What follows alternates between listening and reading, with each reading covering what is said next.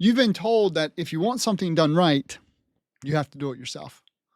But I'm suggesting that that belief is actually holding you back. You see, your problems might not be yours to solve at all. In fact, letting go could be the key that you need to unlock your biggest breakthroughs. Now, I know what you might be thinking. If I don't solve this, then who will? Well, the surprising answer is there are people out there who are more passionate about solving your problems than you are.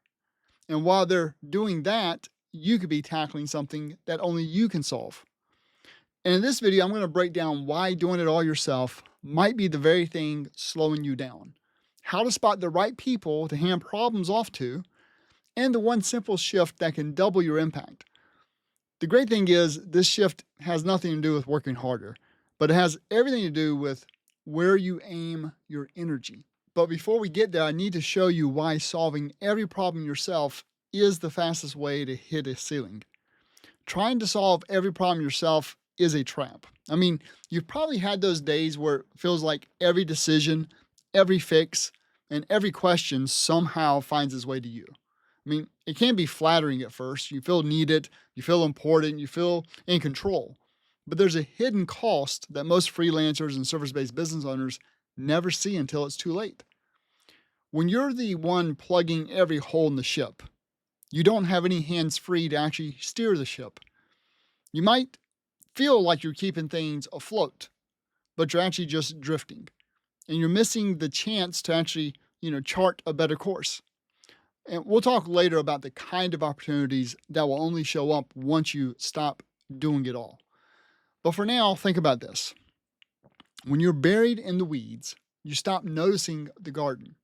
You don't have time to see patterns. You don't have time to connect ideas. You don't have time to spot trends because you're too busy pulling the same weeds over and over again. And as a result, the big ideas that could change everything for you are missed. They slip right by you.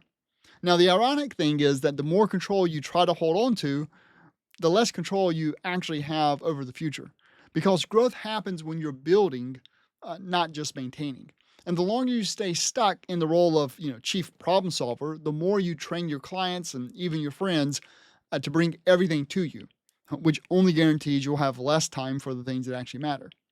And the real kicker is that the people who could solve these problems better than you may already be right in front of you. But until you see them, you're never going to find that out. Your goal should be to let passionate people solve your problems. So instead of thinking, I have to fix this, start asking, who would love fixing this? Because here's the thing, somewhere out there, and maybe already in your circle, is someone who sees your problem as their passion project. So let's talk about how to recognize who genuinely wants to solve your challenges. It's not about finding someone who's just capable. Instead, it's about finding someone who lights up at the thought of doing what drains you. So pay attention to the people who perk up when a problem is mentioned, or who can't stop sharing ideas about it. I mean, that's your first clue. And what feels like a frustrating, time-sucking mess to you can actually feel like a puzzle that they can't wait to solve. For them, it's energizing and even fun. And when they bring that kind of energy to the table, not only does the problem get solved faster, but the solution is often better than anything that you could have done yourself. But even if it's not, it's done, and it didn't have to be done by you. I mentioned in a previous video that I tried to get someone to cut my lawn. Well, it didn't work out. Well, on Thursday, I had someone else come out. And he mostly does commercial properties, but he wanted to take on my yard. And he got right to work. And after he told me it took him over an hour, but he can get down to 45 minutes. Now, mind you, it takes me between 2 and 3 hours, depending on if I need to do the edging or not. But then he said that he'd come back over the weekend and trim some tree limbs so he could cut faster. And sure enough, just like he said, he showed up and got right to work. And when we talked, he told me that he had woken up at 4 a.m. that morning thinking about my yard and the things he wanted to do to make it better.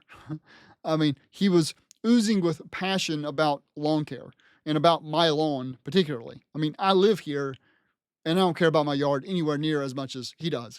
I mean, to me, it's just a task that has to be done. I'm definitely not passionate about it. Definitely not like him. But I am passionate about other things.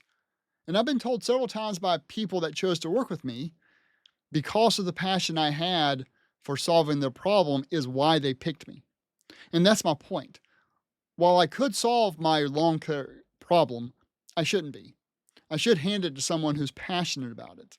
They'll do it better, and it frees up my time so I can provide passionate service to solve someone else's problem. But here's the part that most people miss. If you don't know your own zone of genius, then you won't know which problems to keep and which to hand off.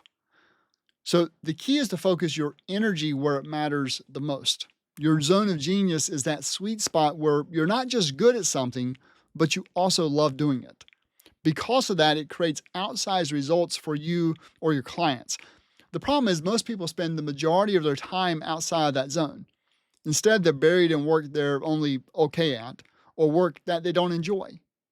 So how do you identify your zone of genius? Well, here's a quick way to find it. Simply ask yourself these two questions.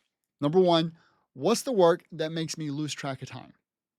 And number two, what do people consistently praise me for, even when it feels easy to me? You see, the overlap between those answers is a strong clue.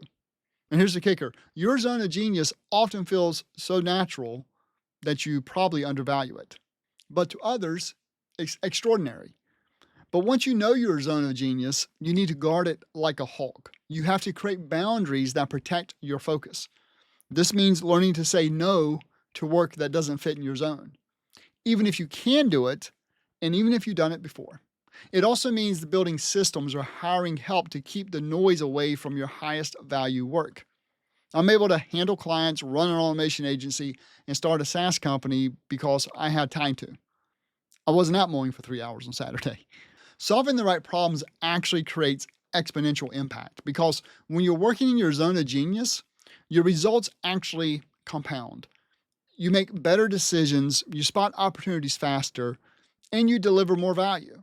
And as a result, it usually leads to better clients, more revenue, higher income, more freedom, and more fulfillment in life. And here's where the magic happens, because when you combine your zone of genius with their zone of genius, you're not just trading time, you're actually multiplying results. Because the more you focus your energy on solving the right problems for other people, the more freedom you create to tackle bigger challenges. And that's when growth starts to actually feel effortless. And if you think of letting go as hard, well, you wait until you see how much harder it is to grow without actually letting go. In fact, the fastest way to double your revenue might not be doing more at all, but quitting. So here's the thing. You don't have to solve every problem yourself. In fact, you shouldn't. When you stop trying to be the fixer of everything, you open the door for passionate people to step in and to handle what drains you. And that frees you up to stay in your zone of genius, because the zone of genius is where your work creates the biggest impact. Your energy stays high, and growth, it just feels natural. But here's something that most people never realize. Staying in your zone of genius isn't just about adding the right things. It's also about quitting the wrong ones. And knowing which ones to quit, well, that can completely transform your business. In fact, I made another video where I break down 10 things that you should quit right now if you want to double your revenue. And the funny thing is, most of them are things you're probably still doing today. So you can click here to watch it, and I think you'll enjoy it. I'll see you in the next video.